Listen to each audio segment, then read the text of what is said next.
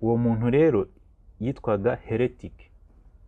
ngira ngo rero urumva ko ni amagambo nubwo Kiliziya Gatolika yayise abantu, ngewe mbona ari nk'ubuhamya Imana yatangaga ko abo bantu mu by'ukuri nubwo bari gupfa bari kuzira uko bameze kandi kutari kubi, kuko kwihitiramo ntabwo ari bibi. Hariya kintu umuntu nka Luteri cyane utari umunyabwa, kuko iyo usomye ibitabo byose biba by'amateka kuri Luteri byerekana ko ari imwe mu bantu batagiraga ubwoba. Kandi tuzagenda tunabibona kuko ibikorwa byinshi yakoze ni ibikorwa by'umuntu utagira ubwoba cyane rwose. ngo shingiro za Luteri zatezaga impaka, ngo ariko nta muntu n'umwe watinyutse kuzana ingingo izirwanya. ngo mu minsi mike ibibazo izo ngingo yatanze zari zimaze gukwira mu gihugu cy'Ubudage cyose, ngo kandi mu byumweru bike gusa zari zimaze kugera aharangaga ubukristo hose. Tubura abantu Tedzo abwira abantu ati as soon as igiceri kiguye mu isanduku ngo n'ubugingo buva muri hehe muri purgatori. Urumva bakoresheje icyo kintu cya manipulation kuko abantu ntabwo bari bazi ukuri. Abantu koko bumvaga ko kugira ngo babarirwe ibyaha, kugira ngo babone agakiza, bakwiye kugura izo indulgensiya, bakwiye gukora imihango itandukanye ya Kristo. None rero babikoresha mu buryo bwa manipulation kwibonera amafaranga yo kubaka Kiliziya ya Saint Peter hari i Roma.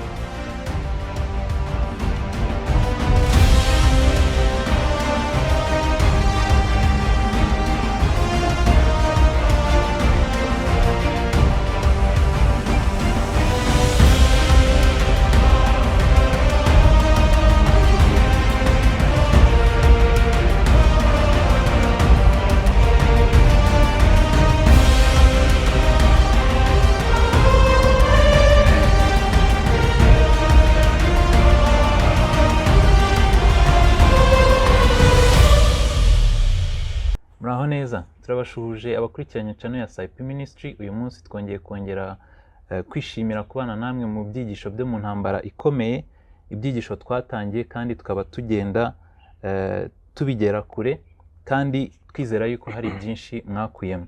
Uyu munsi rero tugeze ku gice cya 7, igice kivuga ngo Luteri yitandukanya na Roma.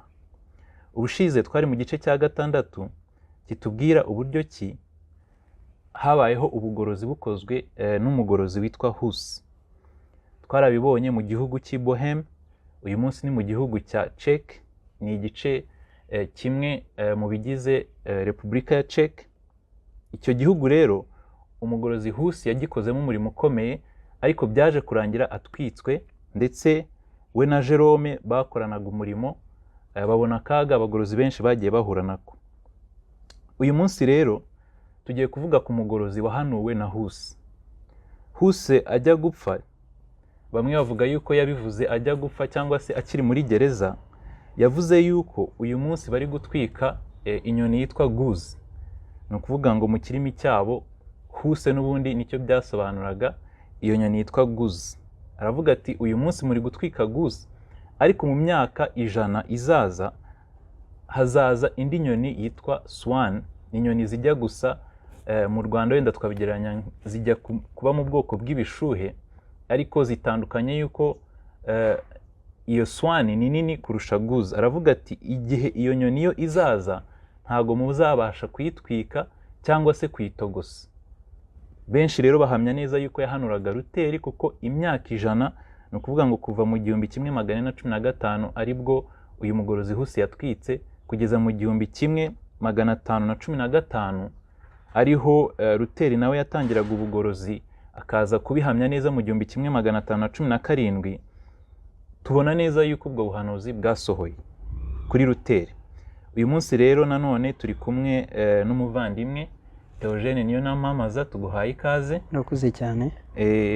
Ngira ngo iki ni icyigisho cyiza kandi cy'ingenzi tugezeho, cyane cyane ku bantu b'aba Protestant. Yego. Uyu munsi tubona yuko hariho amatorero y'aba Protestant. Mbese uyu munsi wa none ni iki dushobora kwitega kuri ayo matorero nk'uko tugiye kubirebera kuri Luteri?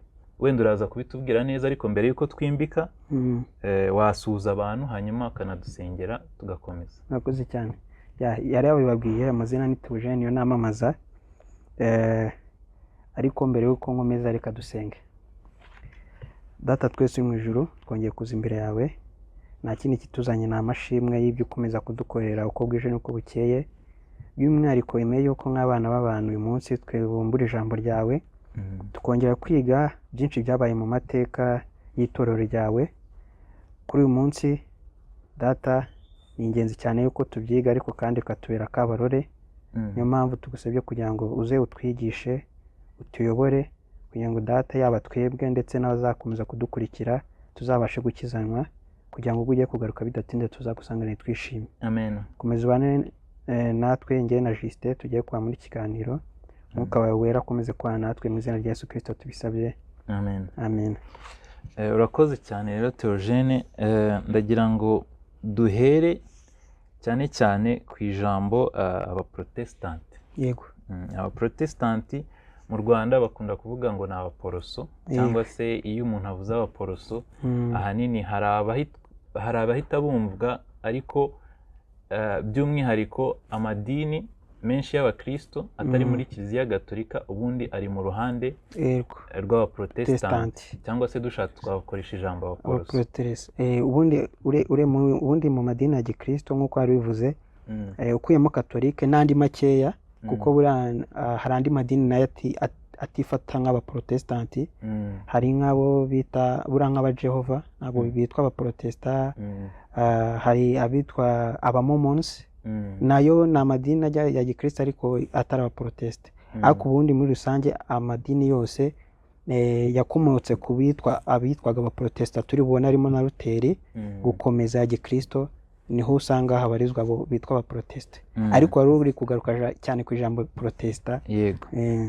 Ijambo rero protesta, umuntu aramutse akoze ubushakashatsi abona yuko ku nkomoko yaryo ari ijambo ryitwa protestari. Protestari akaba ari ijambo rivuga mu Cyongereza ngo ni to declare publicly, cyangwa se to testify. Urumva nk'ibisanzwe harimo ijambo pro, no gutanga ubuhamya, guhamya. Urabona nk'iyo bari kuvuga ngo pro life, cyangwa se ni umuntu ushyigikira ikintu runaka. Yego.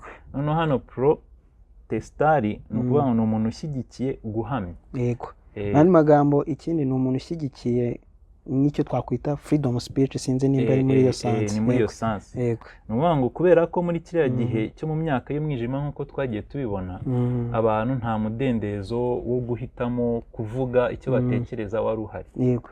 Ahubwo batekerezwaga n'idini rifatanyije na leta. Yego. Ari byo byari biyobowe na Kiliziya Gatolika.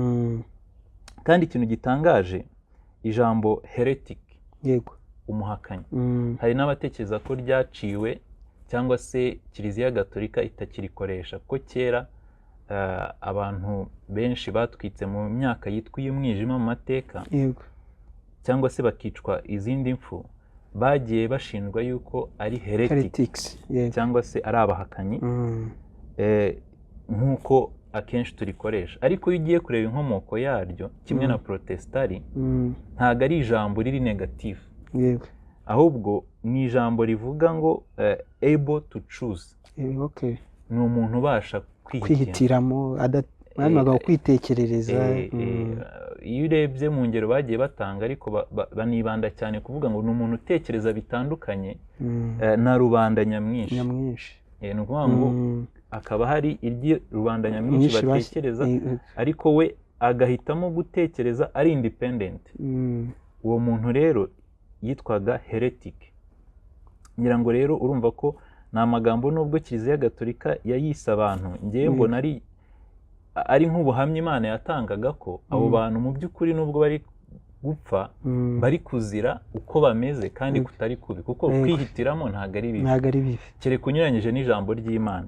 Ariko niba ubasha kwihitiramo ukurikije ijambo ry'Imana, cyangwa se ukabasha guhamya icyo wizera utaryarya, ntabwo ari ikintu kibi. Rero umwe mu babahagarariye, cyangwa se niyo umuntu avuze ubuprotestanti, dutekereza ni Luteri. Kandi ikintu gitangaje turaza kubibona, ni umwe mu bagorozi batishwe. yego yapfiriye aho yavukiye niho yasaziye rwose. ni ukuvuga ngo kandi ni nabyo Husi yari yarahanuye ngo iyo nyoni izaza nyuma y'imyaka 100 ntabwo muzabasha kugenza gute kugira icyo muyitwara.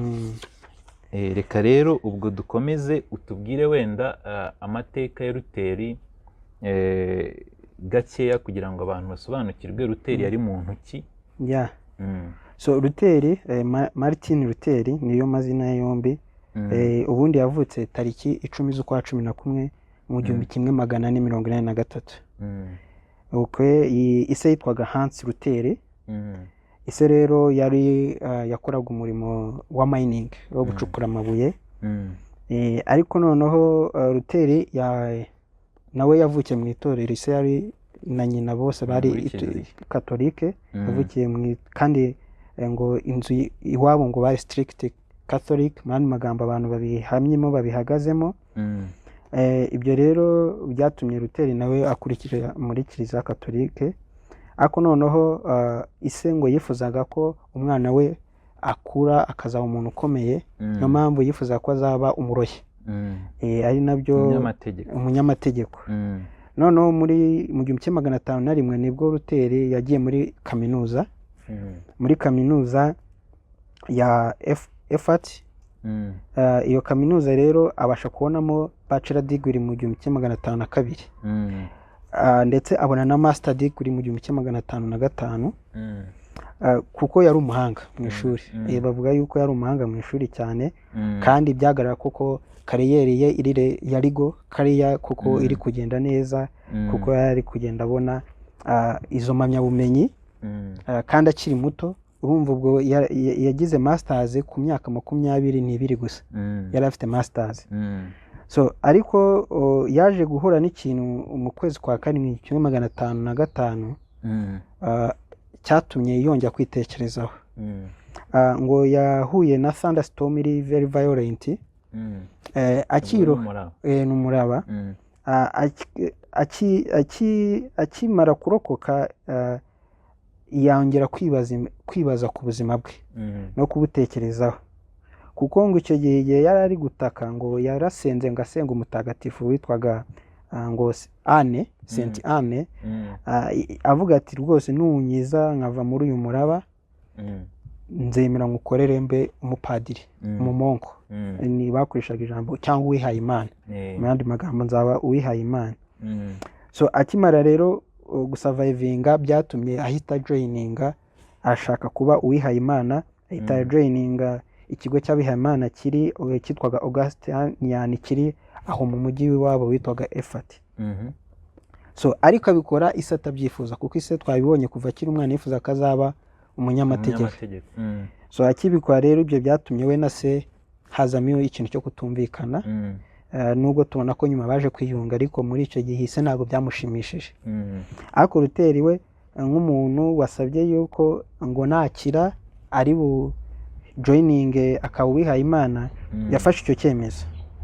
So muri makeya ni urebye niyo background ya Luteri mu kuzamuka kugira ngo agere aho joininga akaba uwihaye Imana. Akakigera no mu bigo by'abihaye Imana ngo yari umuntu wifuzaga koko guhinduka by'ukuri. Agakora ibintu byose bishoboka muri Kiliziya Katolika. Bakora amasengesho ya buri munsi, imihango bagira ya Katolika myinshi itandukanye. Akiyiriza ubusa, amasaha menshi akibabaza ngo mu buryo butandukanye kugira ngo koko yumve koko yemewe n'Imana. Unfortunately ngo ibyo byose abikoraga still yumvaga hari ikintu kikibura mu bugingo bwe. Akumva koko still unworthy y'agakiza k'Imana. Muri make rero niyo background ya Luteri. Urakoze cyane. Ngira ngo wenda kuri iki kintu Theogene atubwiye twagiye tubibona no ku bandi bagorozi nuko usanga bari bafite ibintu bahuriyeho. Kimwe nuko babaga ari abantu bo mu miryango idakomeye ariko imiryango ifite indangagaciro. Twagiye tubona nk'umubyeyi wa Huse nawe uburyo yamujyanaga ku ishuri kandi ukabona yuko yitaye ku mwana we nubwo batabaga bafite ubushobozi ariko bakita ku burere bw'abana babo. Ikindi kigaragara ni n'abantu bakundaga Imana regardless dufata yuko ibyigishwaga bwari ubuyobe ariko mu mutima wabo ni abantu bakundaga Imana. Ugasanga barahatira umwana kujya gusenga, ugasanga nyine urugo ni urugo rugomba kuba ari strict religious. Kandi ikindi gikomeye cyane wenda no ku babyeyi ba Luteri ni uko Luteri ni umwe mu magorozi, iyo urebye inyandiko yagiye yandika yari strict cyane kandi yaranzwe n'ikintu cyo kutagira ubwoba na mba. Ubona ko na papa we ariko yari ameze, iyo yabaga ngo yiyemeje ikintu yaragikoraga kandi akarangwa n'umurava ndetse no gukora cyane. Rero ibi ni ibintu twagiye tubona bigaruka ku bagorozi, ariyo mpamvu uburere bwo mu muryango ari ingenzi cyane mu rugamba rw'ubuzima. Nibyo cyane. Ugarutse kuri Luteri yo kuba ari umuntu wari strict utagira ubwoba, ni kimwe buriya Imana ijya no kumukoresha kuko ni umuntu wari ukeneye mu gihe cyabo, bitewe n'igihe bari barimo, ubwoba abantu babaga bafite bwo kuba bataba against ya katolike ndetse n'iby'umwihariko nyine n'ubuyobozi bw'i Roma. Ibyo bintu byari bike, hari hakeneye umuntu nka Luteri utari umunyabwoba, kuko iyo usomye ibitabo byose biba by'amateka kuri Luteri byerekana ko ari umwe mu bantu batagiraga ubwoba. Kandi tuzagenda tunabibona kuko ibikorwa byinshi yakoze ni ibikorwa by'umuntu utagira ubwoba cyane rwose. Nimutekereze ko kuba isi yose yari iri mu mwijima ariko agatinyuka guhagarara asa nkaho ari wenyine. I mean against all odds. Noneho rero ndagira ngo wenda tujye ku kintu cyaba cyaratangiye guhindura ubuzima bwa Luteri igihe yari amaze kwiyegurira Imana mu buryo nyine yari azi. Ni iki kintu cyatangiye guhindura ubuzima bwa Luteri? Luteri muribuka ko twari twagarukiye cyane muri 1505 ubwo yajoyiningaga abihaye Imana. Mu 1510 yaje gufata urugendo rugana i Roma. Agiye i Roma kuko bagiraga ingendo runaka zo kujya i Roma. Mu kugerayo ageze mu mujyi wa Roma, ibyo yatekerezaga kubonayo ntabwo ari byo yabonye, kuko yumvaga Roma nka kapitali religieuse ya katolike ari buhabone koko ari abantu koko bakunda Imana basenga Imana, ariko ntabwo ari byo yabonye. Amateka ndetse n'igitabo cy'intambara ikomeye kitubwira yuko yaje gusanga hariyo icyambere ruswa ikomeye cyane. Abona abihaye Imana batandukanye aho kugira ngo bahe agaciro iby'Imana ahubwo babinenga, batabiha agaciro, ndetse bimwe twakwita nko kubica amazi cyangwa kubisuzugura. Ni ukuvuga ngo ibintu by'Imana babiteragamo brage bamokinga ibintu by'Imana. Ugasanga rero ndetse n'uburyo babayeho, akibuka yatekerezaga uburyo iwabo mu Budage mu cyaro abantu bamwe bafite ubukene bagire bate, akasanga abantu bitwa ko ari abihaye Imana ngo babaye mu buryo buri luxury. Ni ukuvuga ngo bo bigishwaga yuko bagomba kwibabaza bakabaho mu buzima bwa gikene, ariko ageze yasanga ahubwo ngo bibera mu buzima bwa gikire, bwo kuryoshya, bwo kwishimisha, ibiryo bihenze, urumva ngo amazahabu, mbese ari ubuzima ubona ko nk'ubwa cyami, mbese mu yandi magambo. Niyo mpamvu rero ibyo byaramubabaje. Ariko noneho yari afite umwe mu abamenta be witwaga Johann von Stopitz. Murakoze cyane. Yamugiye inama yo kujya kwiga muri kaminuza ya Winterberg.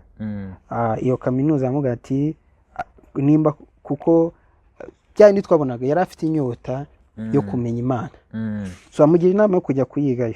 Igihe rero yari ari muri iyo kaminuza yaje kugira amahirwe yo kujya muri library, agwa kuri Bibiliya. Murebe ikintu gitangaje, muri icyo gihe Bibiliya yari very strict, abantu bari bayifite access bari bake cyane. Reba aho umuntu ku rwego rw'ihaye Imana, umupadiri, adafite access kuri Bible. Kubera iki? Kuko wasangaga kandi nabwo Bible nubwo access iragoye no ku bantu bitwa ko bakomeye mu itorero. Ikindi iri mu kilatini gusa, nta rundi rurimi wapfa kuyibonamo. Ibyo byakorekaga uburyo twagiye tubona mu mateka itorero ry'i Roma ryagiye rikoresha kugira ngo abantu batabasha kumenya ukuri, kuko bari babizi ko umunsi bamenya ukuri koko bazirevolute. Rero urumva byatumaga abantu batabasha kugira access ku byanditswe byera. So rero iyo ubona n'umuntu na Luteri nayo kugira ngo agire access kuri Bible bibe nk'igitangaza kuri we, ni ikintu gitangaje. Muri iyi minsi twe ntabwo tubyiyumvisha kubera ko Bibiliya ziri hose kuyibona, ariko tujye dutekereza ko hari abandi barwanye ndetse bamena amaraso ku bw'ijambo ry'Imana. So tubikomeje rero, Luteri yagize amahirwe yo kugwa kuri Bibiliya, asoma igitabo cy'Abaroma. Igitabo cy'Abaroma kiri mu bitabo byahinduye ubuzima bwa Luteri. By'umwihariko igihe yari kugisoma, yaje kujya ku gice cya mbere umurongo wa 17 asoma ijambo rivuga ngo umukiranutsi azabeshwaho no kwizera. Icyo kintu cyatumye Luteri atangira kwibaza ko gukiranuka ndetse agakiza katava ku mirimo, ahubwo agakiza umuntu agahabwa kubwo kwizera gusa. Mwibuke mu buzima bwe yakuze yigishwa yuko agomba kwibabaza, gukora ibishoboka byose imwemera abashe kubona agakiza. Kandi n'ikindi giteye ubwoba cyangwa se kinababaje, yari afite ishusho nk'iyo abantu bo mu myaka y'umwijima bafite, yo kumva yuko Imana itwaza igitugu, iteye ubwoba, ari Imana y'ingibi irakumerera nabi. Urumva niyo myigishirize bari barakuriyemo. None rero byaramutangaje ubwo yongeraga kwiga iki gitabo cy'Abaroma, akabona ko agakiza kaboneka gusa kubwo kwizera Yesu Kristo. Niho honyine tubonera agakiza, ntabwo ari mu mirimo, ntabwo ari mu mihango y'itorero, ahubwo agakizwa kaboneka kubwo kwizera Yesu Kristo. Ibi rero byatumye imyizerere yari afite mu bupapa ndetse no mu itorero rya Roma ihinduka. Atangira kubona yuko koko harimo ikibazo. Nibyo byatumye atangira no gucukumbura, ari nabyo byaje kuvamo yuko atangira no urugendo rwe rwa giprotestanti. Urumva ibintu byamuhinduye ahanini ni ukubona Bibiliya, akatangira kwisomera ibyanditswe byera. Yego. Ariko nanone no kuba nuvuga ngo Bibiliya yamweretse umucyo, imuhishurira ukuri kw'ijambo ry'Imana. Ariko noneho agiye ni Roma, abona na kamere nyakuri yabigisha cyangwa se abamuyoboraga. Abona yuko ibyo ari byo byose ni ibintu bibiri bigenje gute, bihabanye cyane. Ngira ngo n'ikindi kintu gitangaje ni uko icyamubayeho, hari ingazi cyangwa se esikariye. Ni ukuvuga ngo bimwe mu bintu byinshi bizwi muri Kiliziya Gatolika ni ugukora izo ngendo zo kwibabaza. Hakaba wenda ibyo by'uko ushobora nko gukora nk'icyo bakoraga cyo kuzamuka esikariye bapfukamye kugira ngo bababarirwe ibyaha. Ariko iyo esikariye yari esikariye, amateka yayo umuntu utekereza wese abona yuko harimo ibinyoma. Kubera yuko ngo ni esikariye Yesu yamanutse ava kwa Pilato. Ariko baza guhimba inkuru yuko ngo iyo esikariye yimutse ikava i Yerusalemu mu buryo bw'igitangaza, ngo marayika akayijyana i Roma. Iyo esikariye rero ngo iyo wayizamukaga, urumva ni kimwe mu byo wakoraga kugira ngo ubashe kubona ubuntu bw'Imana. Ari ryo rya somo yari afite mu mutwe kubwo kubona Bibiliya, byamujemo ngo umukiranutsi azabeshwaho no kwizera. Ngo yahise ahaguruka areka ibyo yari ari gukora. Iryo somo ryamugumyemo cyane, riramufasha. Ndumva rero ibyo bintu ni ibintu bibiri byahinduye bikomeye icyerekezo cya Luteri. Imana iri kumutegurira umurimo ukomeye yagombaga gukora. Rero nyuma yaho rero Luteri asubiyeyo, ngira ngo wenda watubwira ese ibyo bintu yarabyihereranye, yarabiceceka, yabigenje ati? Twari turi kuvuga ibintu byatumye Luteri atangira kwiyomora ku itorero bitewe n'ibyo ari kubona. ariko hari ikindi yenda nifuza ko dufokasingaho mbere y'uko dukomeza n'uburyo yatangiye no kwamamaza ubutumwa yigishije, kuko ntabwo kimwe mu bintu byiza Luteri yari afite, ntabwo yize ibintu ngo abimenye ku giti cye, ahubwo yabimenyesheje n'abandi, ari nacyo dukwiye kumwigiraho. Nuko nanone mu 1517 ari naho ubundi bavuga yuko officially ari bwo Protestanti bwatangiye, ngo hari ikintu kimwe itorero ry'i Roma ryakoze, rikoresha umugabo witwaga Johann Tetzel, bifuza ngo kubaka kiliziya ya Saint Peter iri i Roma. Ni kiliziya izwi cyane ku isi, n'ubu iracyahari. Hari ubu papa iyo agiye gukoresha misa ari Vatikani niho abantu baza cyane rwose. Saint Peter ubundi twayitanga ni nkayo kiliziya iri main ku isi yose, ifatwa ni imwe mu nzu z'amadini zubashywe cyane ku isi yose, nk'uko ni ukuvuga ngo bayifata nk'inzu yerekana ubukristo. Abenshi iyo bashatse kuvuga ubukristo ahanini bashyiraho iyo kiliziya kugira ngo yerekane. So muri icyo gihe rero ngo bari bifuzaga kuyubaka, urumva yari gukina amafaranga menshi. None itorero ry'i Roma ritangira gukoresha ibyitwaga indulgence mu kinyarwanda, kugira ngo babone amafaranga. Bakagenda bakabeshya abantu bati nimugura indulgence muraba muri kugura imbabazi z'ibyaha mwakoze. None bageraho babeshya n'abantu birenga kuvuga yenda kanaka agiye kugura indulgence ngo agura imbabazi z'ibyaha yakoze, ahubwo ngo n'abantu babo bapfuye ngo bari muri purgatori, ngo niba bagurira indulgence nabo ngo barabasha kuva muri purgatori. Ariho harimo amagambo, hari igihe tuyavuga nko gutebya ariko aranababaje, y'uwo mugabo uburyo yagendaga atubura abantu. Tezo abwira abantu ati as soon as igiceri kiguye mu isanduku, ngo n'ubugingo buva muri hehe, muri purgatori. Urumva bakoresheje icyo kintu cya manipulation, kuko abantu ntabwo bari bazi ukuri. Abantu koko bumvaga ko kugira ngo babarirwe ibyaha, kugira ngo babone agakiza, bakwiye kugura izo indulgence, bakwiye gukora imihango itandukanye ya Kristo. None rero babikoresha mu buryo bwa manipulation, kwibonera amafaranga yo kubaka kiliziya ya Saint Peter hari i Roma. So rero Luteri igihe yabonaga ibyo bintu, kandi we nk'umuntu wari utangiye kumenya ukuri, none byaramurakaje cyane, biramubabaza cyane. Mu kumurakaza uburyo abonaga uburyo spiritual. Wenda utarakomeza, hari n'abantu batekereza ko ibi bintu wenda ari ibinyoma, ariko ni amateka yanditswe azwi, ari recorded ko kugira ngo Saint Peter yubakwe,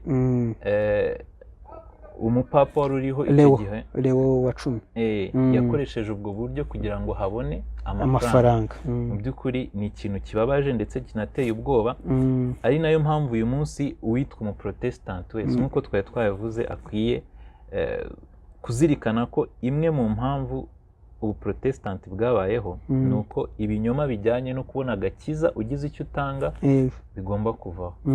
Cyane rwose, urakoze cyane.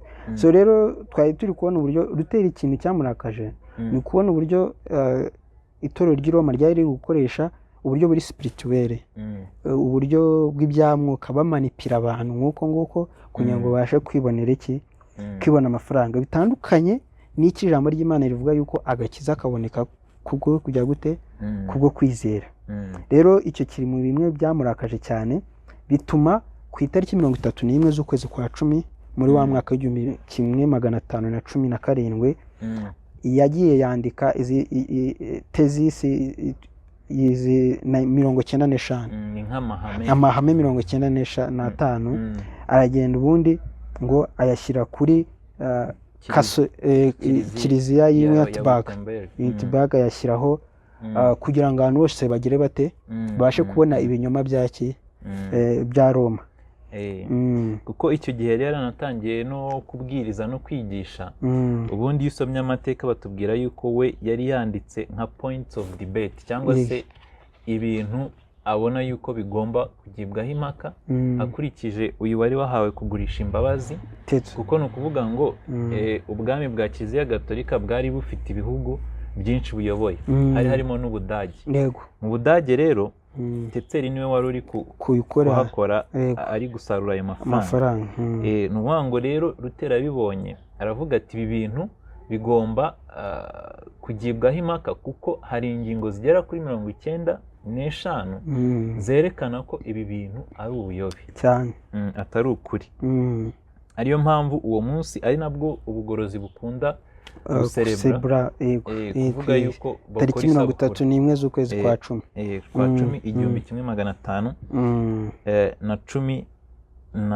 1517 yego.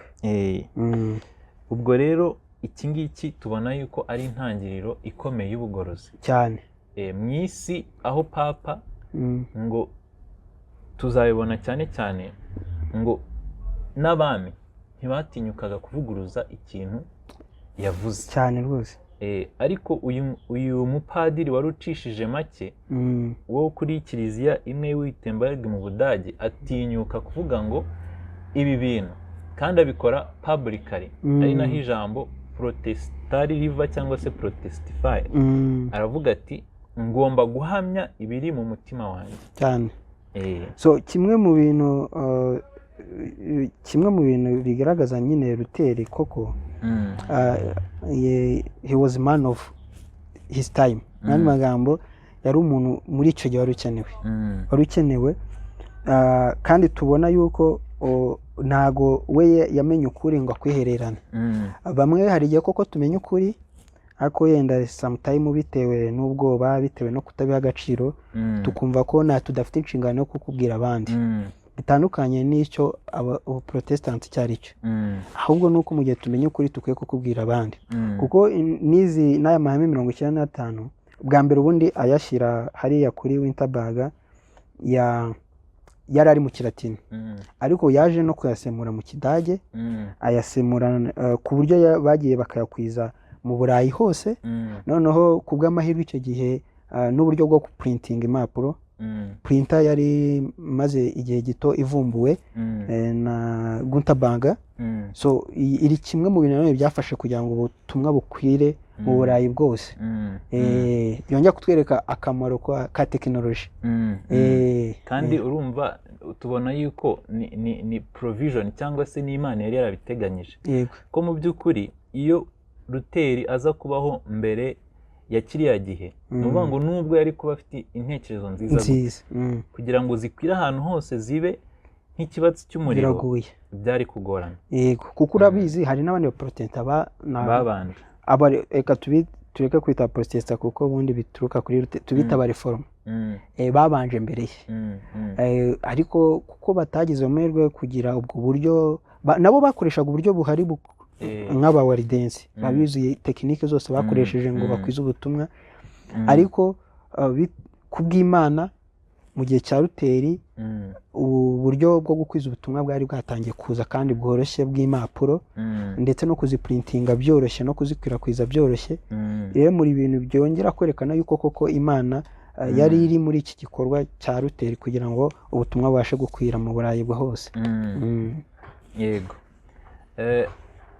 ngira ngo tunitaye cyane cyane kuri iki ngiki, nyuma yaho gatoya nibwo haje gutangira igihe twakwita ngo ni igihe cy'umucyo.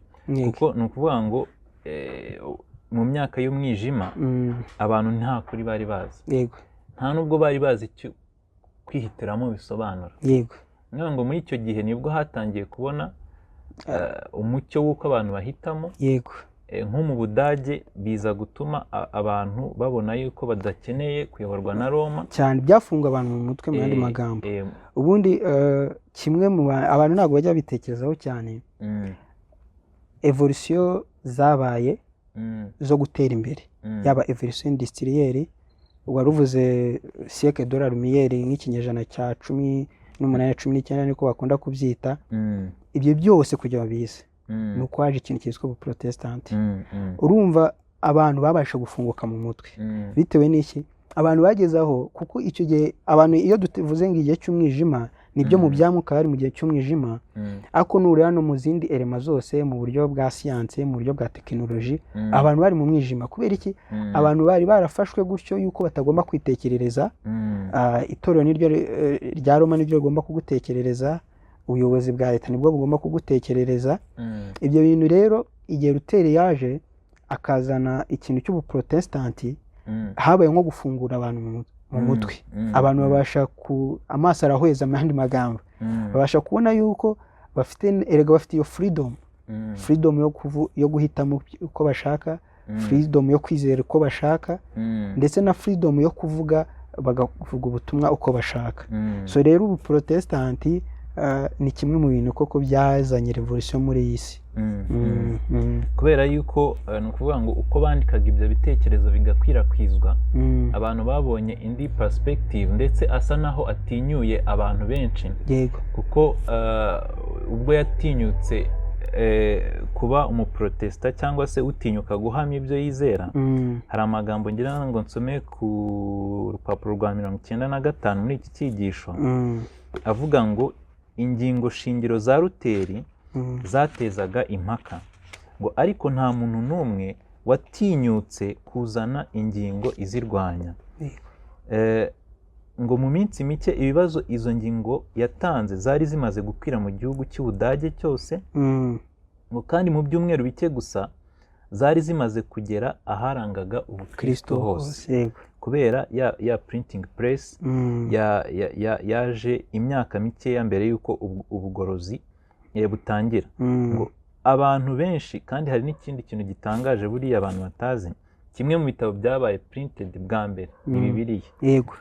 Ngo abantu benshi bakundaga itorero ry'i Roma bari barabonye kandi bababazwa n'amarorerwa akomeye yari yarahawe icyicaro mu itorero, ngo nyamara ntibamenye uko bayahagarika. Hari benshi babyibazaga, bakabona ko ibyo bintu byo kugurisha imbabazi ari ibintu rwose byo kubeshya. Ngo basomye izo ngingo bafite ibyishimo byinshi, bazibonamo ijwi ry'Imana rizivugiramo. Babonye ko kubw'ubuntu bwe Umukiza yarambuye ukuboko kugira ngo ahagarike amatwara y'ubuhendanyi yakomezaga kwiyongera aturutse i Roma. Ngo ibikomangoma n'abanyamategeko banezerewe mu ibanga ko hari habonetse ikirogoya ubwo butegetsi bwarangwaga n'ubwirasi butemeraga uburenganzira bwo kujuririra imyanzuro bwafashe. Ndagira ngo rero turi kugana ku musozo, wenda utubwire ni ibihe bintu twakwigira muri aya magambo tumaze kwiga. Ngira ngo ubutaha tuzakomeza. Tuzakomeza kuko icyigisho cya Luteri ni icyigisho kirekire kandi dukwiye kwimbikamo, niyo mpamvu tuzakomeza. Ni icyigisho kirekire kandi turashaka ko tukiga neza kugira ngo dusobanukirwe. Ngira ngo urabizi ko uyu munsi abantu bita abaprotestanti benshi, nko mu baprotestanti bakomeye nk'igihugu cya Amerika, bari kugenda bavuga yuko ubuprotestanti bwarangiye. Yego. Bakavuga bati hari n'abashaka gusabira Luteri imbabazi. Ubu ni umupadiri wari uri aho wibeshye cyane, ariko yuko mu by'ukuri bitari bikwiye ko avuga ibyo yavuze. Yego. Ariko uyu munsi abantu bakeneye gusobanukirwa n'amateka y'aho bakomoka. Yego. Niba uri umuprotestanti cyangwa se uri mu itorero ry'abaprotestanti, ukavuga ngo byakomotse he? Ese koko rishingiye kuri Bibiliya, cyangwa dukwiye kuyoboka Kiliziya Gatolika tukemerana? Ngira ngo wenda ikintu kimwe abantu uwitwa ko ari umukristo wese akwiye kumenya, ni ukumenya impamvu y'ubuprotestanti, kandi nta yindi, ni mu mateka. Ibi ni ibintu byabaye mu mateka. Kugira ngo rero tubimenye nuko twongera tukiga, ari nayo mpamvu nyine tuba dushima Imana iba yaratwereje inyandiko nk'izi ngije kugira ngo tubashe kurushaho kubimenya, kandi ntitubyige gusa ngo bibe amateka gusa, natwe bikwiye kutwigisha muri iki gihe cyacu. Ugarutse kuri icyo kintu cy'uko izo twakwita papasi y'ubuprotestanti igenda icika muri iyi minsi. Ibi turi kubyiga kugira ngo koko twongere twibuke papasi y'ubuprotestanti. Ese Luteri igihe yahagurukaga yifuzaga ko muri iki gihe abitwa ko ari abayobozi b'itorero rya giprotestanti bahaguruka bakavuga ngo yaribeshye? Kuko urasanga iyo witegereje hari ibintu byinshi bigenda bibaho byo gushaka guhuza abakristo, ariho hazamo abantu rimwe na rimwe. Nk'ubu ngubu murabizi yuko nk'ubuyobozi nk'abitwa abepiskopale already bo bamaze kugaragaza ko protestanti yarangiye. already bongera kwiyunga na kiliziya katolike. Ibyo byose ukabona n'abandi bagiye bari mu madini agiye atandukanye amwe n'amwe ya giprotestanti bari kugenda bagaragaza yuko hari haragiye kubaho kwibeshya. Ugasanga nka Papa Francis ari kugenda ababwira abaprotestanti bamwe batandukanye ati mugaruke mu rugo, ati turabakira mugaruke mu rugo. Hari nk'ikiganiro nigeze kubona akoresha analogy ya Yosefu na bene se, uburyo ngo Yosefu yongeye kwakira iki bene se. Ano magambo muri analize ye abaprotestanti ni bene se ba Yosefu, Yosefu ni katolike, baramuhemukiye ariko uyu munsi bagomba kwiyunga. Byongera kukwereka ni uburyo nanone Satani akoresha amayeri yo kugira ngo atuma abantu koko batongera gutekereza impamvu koko ubuprotestanti bwatangiye. Twayibonye impamvu ya mbere ni uko Luteri kimwe cyatumye atangiza ubuprotestanti ni uko yabonaga yuko itorero riri kuyobya abantu, ugasanga bari kwishyiraho imihango inyuranyije n'icyo ijambo ry'Imana rigize rite rivuga. Rero abakristo bagenzi bacu badukurikiye, abaprotestanti bagenzi badukurikiye, yewe n'abavandimwe badukurikiye baba bakibarizwa muri katolike, twongera kwibutswa yuko ibyanditswe byera nibyo bikwiye kuba umuyobozi wa buri wese yitwa ko ari iki, ko ari umukristo. Icyo ni ikintu gikomeye cyane dukeneye gusigarana muri iki cyigisho cy'igice cya mbere. Sola Scriptura, hari ikintu nyine abantu bakwiye kumenya yuko Sola Scriptura ni kimwe mu bintu byaranze ubuprotestanti butangira. Kuko no kugira ngo Luteri atangire ubugorozi nuko yari abonye ijambo ry'Imana akarisoma agasobanukirwa akabona ko ibyo bavuga ari ibinyoma. Niyo mpamvu rero dukwiye gufata kimwe mu bintu dukwiye kwigaho nuko dukwiye kwemera ibyanditswe byera, not umuntu uwo ari we wese, ntago ari institution iyo ari yo yose, wowe ufata umwanya wiga ibyanditswe byera bikubera umuyobozi. Yego, urakoze cyane. Icyo ni kimwe. Sinzi niba hari ikindi wenda utekereza twakwigiraho hanyuma tukagana ku musozo. Dusoza, ikindi twakibonye ni uburyo Luteri yabasha gukoresha tekinoloji yo mu gihe cye mu kwamamaza ubutumwa. Twebwe abitwa ko ari abakristo dufite n'inshingano by'umwuka abadivantiste, dufite misiyo dufite nta yindi niyo kubwiriza ubutumwa. Niyo misiyo ngenzi dufite. Dukwiye kumenya yuko izi tekinoloji dukwiye kuzibyaza umusaruro. Satani wazibyaza umusaruro cyane, ariko twebwe nk'abakristo dukwiye kuzibyaza umusaruro kugira ngo natwe tubashe kwamamaza ubutumwa, kuko niyo nshingano Kristo yagize ate yadusigiye. Rero Luteri Imana yaramukoresheje atangiza ubuprotestanti, bigira impact ikomeye cyane ku bukristo, bituma abantu no ku isi yose, bituma abantu bava mu mwijima babasha kumurikirwa n'umucyo uturuka mu ijambo ry'Imana, bihereye ku muntu umwemerera gukoreshwa n'Imana. Natwe rero bivuga yuko twemeye gukoreshwa n'Imana, natwe hari byinshi twageraho, kuko hari igihe yenda dutekereza abantu nka ba Luteri n'andi bareforoma tukumva ko ari ibitangaza mu bundi buryo, ariko ni abantu nkatwe, ikintu kimwe nuko bemeye gukoreshwa n'iki n'Imana. Rero natwe twemeye gukoreshwa n'Imana, ibi bakoze natwe twabikora. Amen. Yego, niyo mpamvu rero nongera rwose gusaba bagenzi bacu b'abakristo bongere biga ijambo ry'Imana. Amen. Bongere biga ijambo ry'Imana kuko niryo ryonyine rizababera umuyobozi. Murakoze. Urakoze cyane. Ndagushimiye Theogene, ngira ngo ngiye gusoreza kuri aya magambo, ari nacyo wari usorejeho. Dukwiriye kumenya yuko niyo waba uri umwe ugomba guhagarara. Yego. Hano hari amagambo ari ku rupapuro rwa 96 baravuze ngo Luteri yahinze umushyitsi ubwo yibonaga ari we muntu wenyine uhanganye n'ububasha buruta ubundi ku isi. Ngo kandi nta n'uwo yarazi imbere ye wenda wabikoze, ariko yaratinyutse. Ngo rimwe na rimwe yajyaga ashidikanya akibaza niba koko yarashorewe n'Imana ngo ahangane n'ubutegetsi bw'itorero. Yaranditse ati, nari iki ngewe wo guhangana n'ubutware bwa Papa, uw'abami bo ku isi ndetse n'isi yose bahindira umushyitsi imbere? Nta muntu wabasha kumenya uko umutima wanjye wababaye muri iyo myaka 2 ya mbere, ndetse n'akangaratete no kwiheba naguyemo. Ngo nyamara Luteri ntiyaretswe ngo acike intege bikomeye.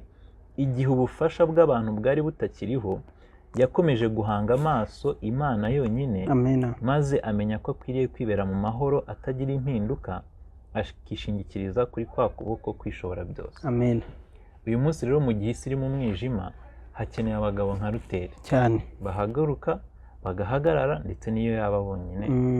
Imana idufashe kuba muri abo ngabo. amen Ikadusenge. Uwiteka Mana ishobora byose, tugushimiye yuko wabanye natwe muri iki cyigisho. Tugushimiye yuko wabashije kunyuza muri Luteri akazana umucyo wari warabuze ku isi, kandi ijambo ryawe ari ryo bikoze, izina ryawe rihabwe icyubahiro. Turi mu gihe cy'umwijima, natwe uduhe guhagarara gitwari, uduhe kumurikira isi, tubyambaje mu izina rya Yesu. amen amen amen